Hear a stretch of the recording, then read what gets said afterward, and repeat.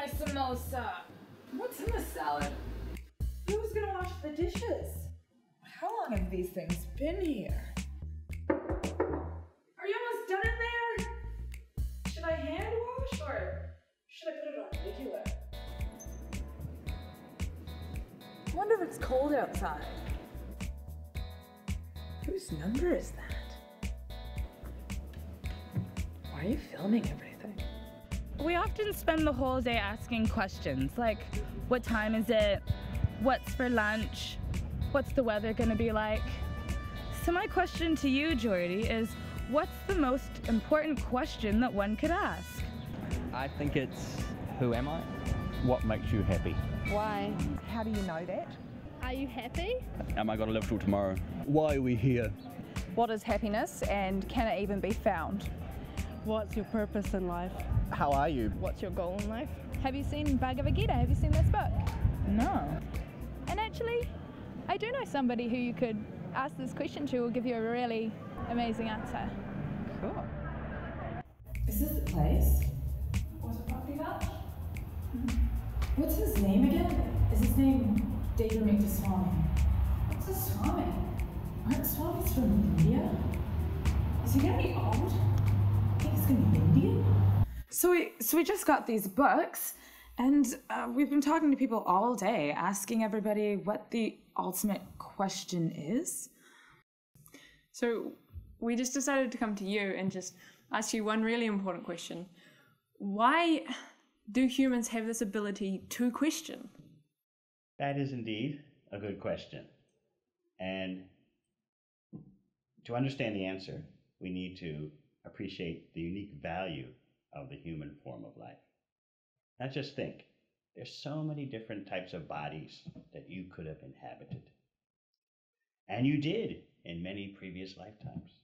But now you have a human body, which gives you the developed consciousness to ask significant questions.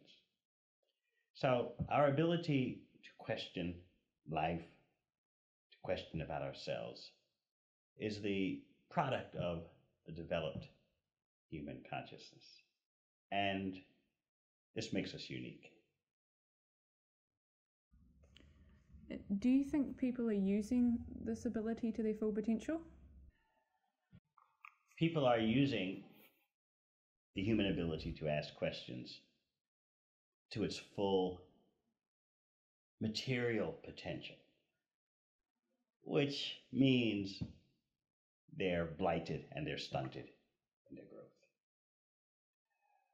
There are many reasons for this stunted growth,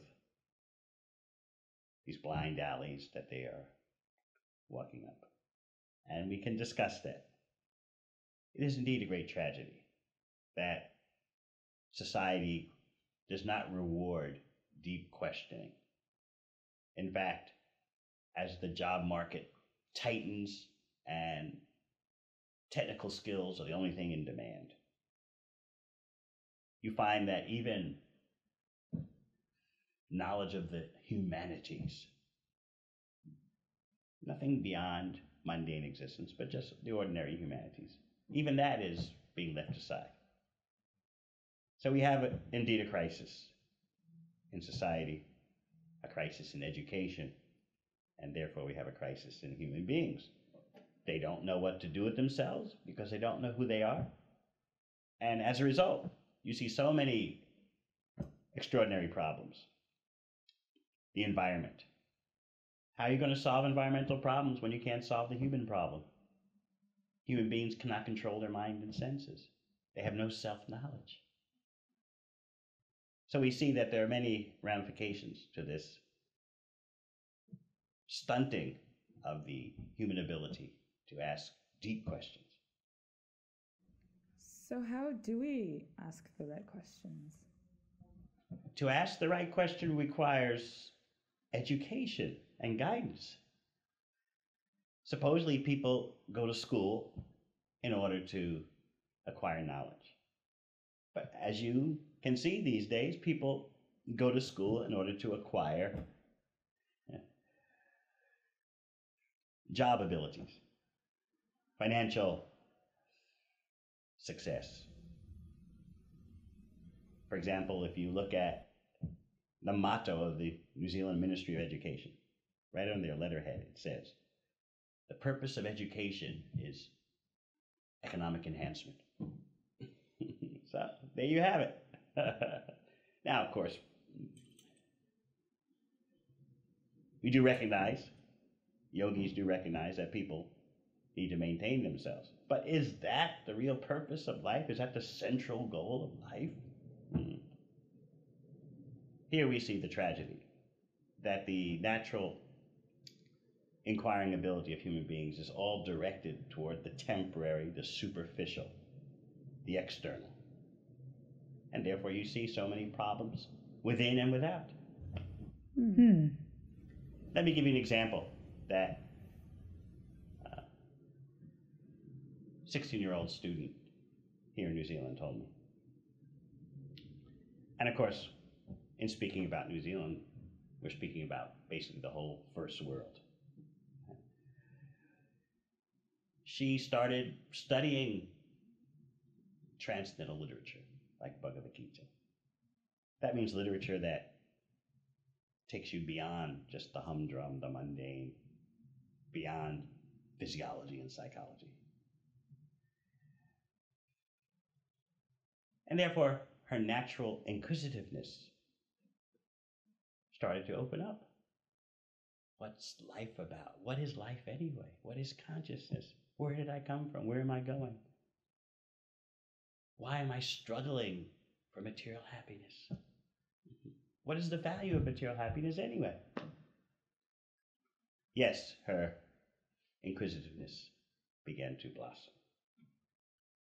Inquisitiveness not simply about how to make money or where's a good party, how to gratify my senses, how to please the bodies and minds around me that are favorable to me, and how to neglect or give trouble to bodies and minds that are opposed to me.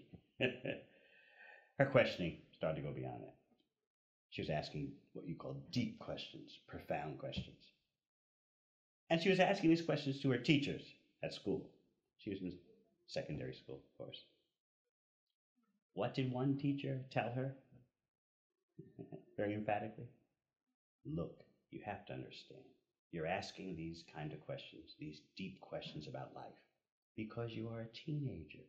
When you become an adult, you'll realize that maturity means you don't ask such questions.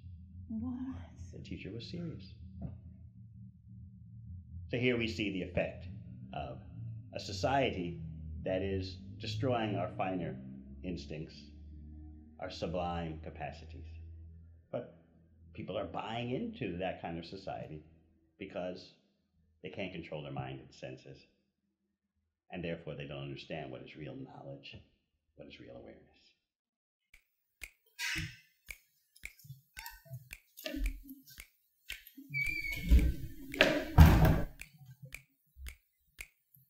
Why don't they teach us that at school? Govindamati Purusham, Tamaham Bhajami, Govindamati Purusham, Tamaham Bhajami, Govindamati Purusham, Tamaham Bhajami.